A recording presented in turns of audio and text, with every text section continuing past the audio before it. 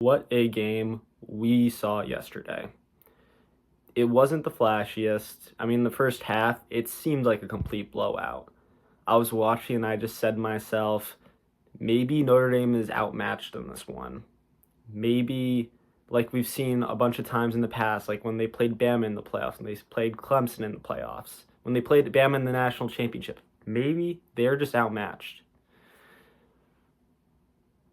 But then we saw we saw them storm back. We saw them prove the doubters wrong once again. I mean, they've been doing it this entire season. This is their identity. They get a little bit of adversity and then they show the world who they really are. Wow. I mean, props to Marcus Freeman, props to this Notre Dame football team. They played their hearts out and they truly deserve to be in the national championship. I know a lot of people are going to say they lost to Northern Illinois. They shouldn't be in the national championship. I don't know. I don't know how much validity that argument holds anymore. I mean, they beat Georgia, they beat Penn State, they beat Indiana.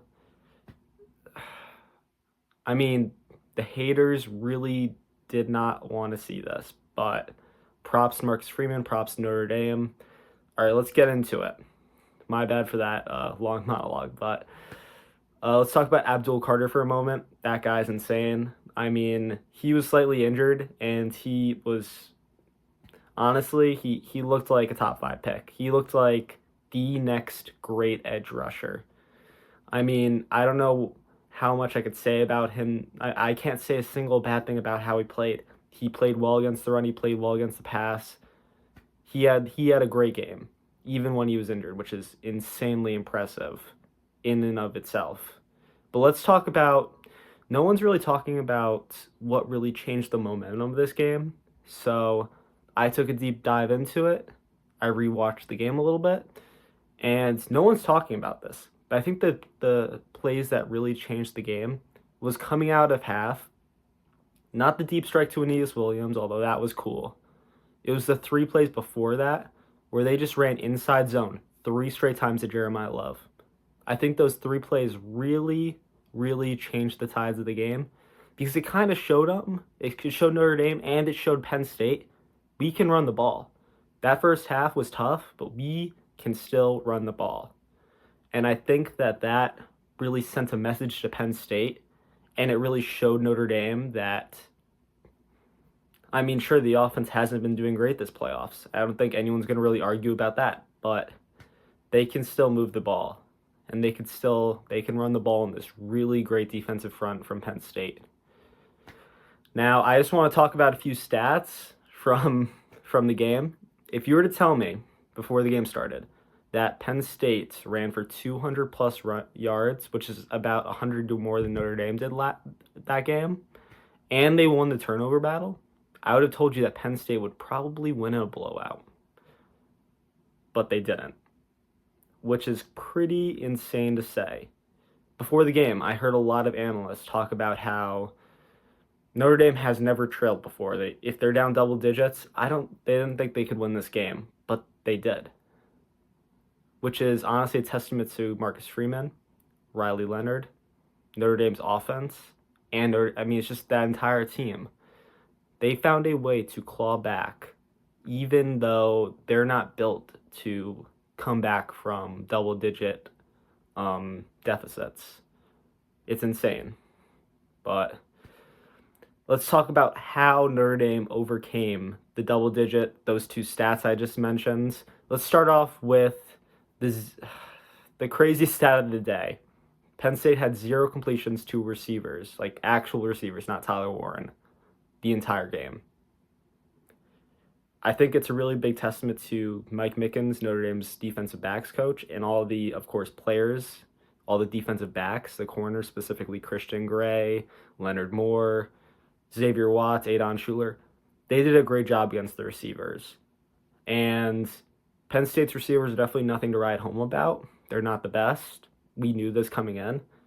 But to not get a single completion to them, I think that just speaks to the room that Notre Dame has built over there in South Bend and how obviously going into this game, They were tasked as probably the weak point of the defense, but they ended up stepping up the most, and overall, they are the reason why that Notre Dame was able to claw back and win this game. The second reason I'd say is they found a way to get timely stops on defense. More specifically, let's go back to the third down where Kingston Villiamu Asa, sorry about that, got the sack on Drew Aller with Rod Hurd.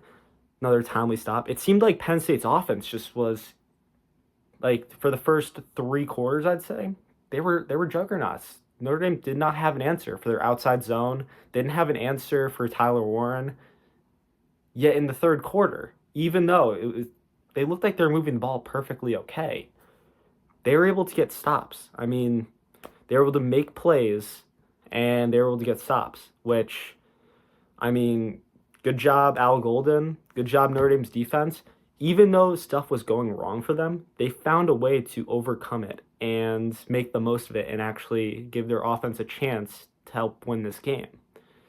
So, even though Penn State ran for 200 yards, they won the turnover battle, I mean, it didn't matter because the grittiness of Notre Dame's football team prevailed in the end, which is, I mean, testament to the coaching staff, testament to all of them.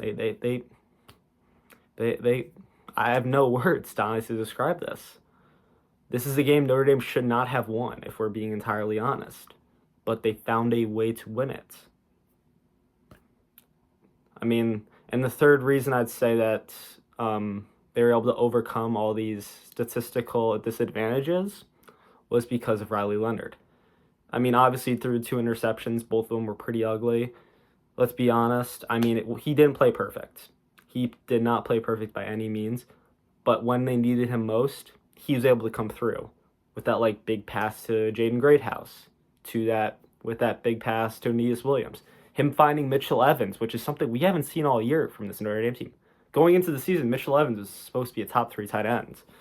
But coming off the injury, obviously there was a bit of slowness to it, and coming off an injury, it takes time to really get back to your form. But it seemed like Mitchell Evans looked how he looked before the injury, which is what Notre Dame needs in order to advance, to actually win the national championship. So that's actually a really good sign for Notre Dame, but Riley Leonard definitely came through when they needed him most, which is definitely something that I could say that's what they needed in the national championship. This game, even though a lot of stuff went wrong, I think they needed it because whoever they play, Texas or Ohio State, they're going to need Riley Leonard on his A game, and they were going to need this type of experience, being down in games, needing to throw the ball a little bit, and they were able to find a way to do that, which is it's insane. What a game. If you like this video and you're still here, please like and subscribe. I'd really appreciate it. And yeah, video coming tomorrow about the Texas-Ohio State game. I'll see y'all then.